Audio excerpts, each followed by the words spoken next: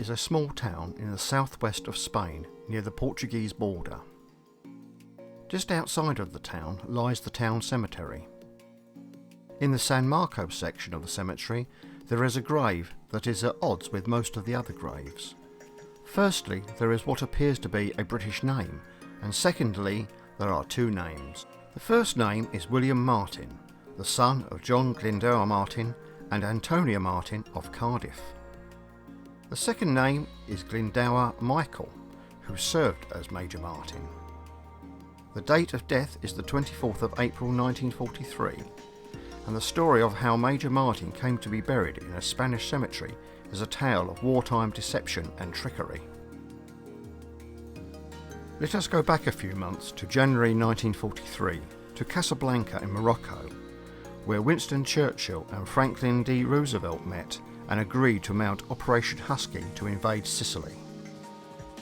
But this was an obvious target, so a variety of deception measures were adopted to deceive the German High Command.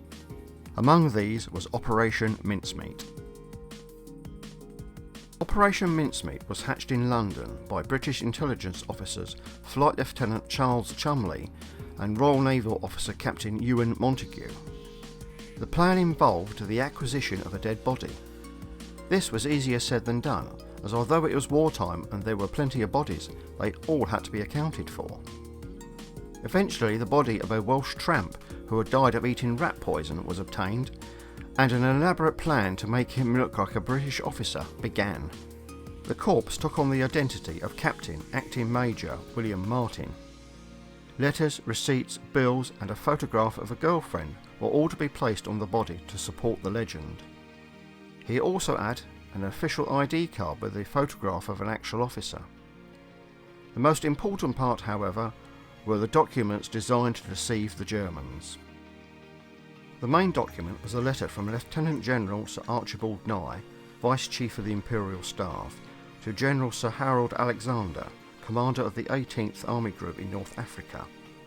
It was actually written by Nye to add authenticity. The crucial part of the letter read, "We have received information that the Boche have been reinforcing and strengthening their defences in Greece and Crete, and CIGS felt that our forces for the assault were insufficient. It was agreed by the Chiefs of Staff that the 5th Division should be reinforced by one brigade group for the assault on the beach south of Cape Araxos, and that a similar reinforcement be made for the 56th Division at Kalamata."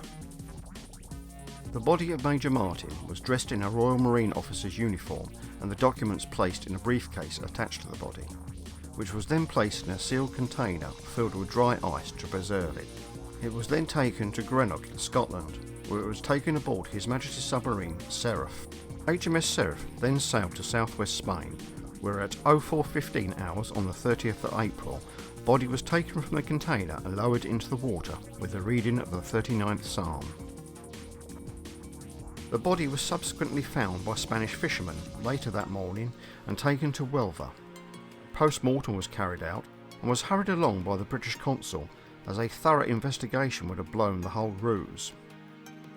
A death certificate was issued and Major Martin was buried with full military honours on the 2nd of May 1943. Here another tale of intrigue begins. The Spanish refused to hand over the briefcase to the British, and instead sent it first to Cadiz and then to Madrid. They also refused to hand it over to the Germans. The head of the Abwehr, Admiral Wilhelm Canaris, personally intervened, and the letters were carefully taken out of the envelopes, leaving the seals intact, dried and photographed. Information was passed to the Germans on the 8th of May and taken directly to Berlin. The briefcase was returned to the British and sent back to London. Forensic examination revealed the letters had been removed, but this information was leaked to the Spanish and hence the Germans that they had not been opened. The Germans appeared to accept the ruse and transferred assets to the Balkans, and on the 9th of July Allied forces invaded Sicily. Casualties were light. Only a seventh of the expected 10,000 dead or wounded, and only 12 out of an expected 300 ships were sunk.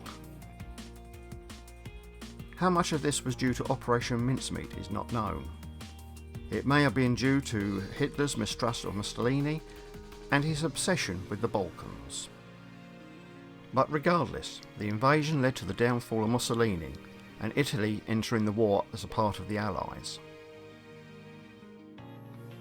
The grave was adopted by the Commonwealth War Graves Commission in 1977, and in 1996 it was finally revealed that the grave contained the body of Glendower Michael. The inscription Glendower Michael served as Major Martin RM was added in 1997.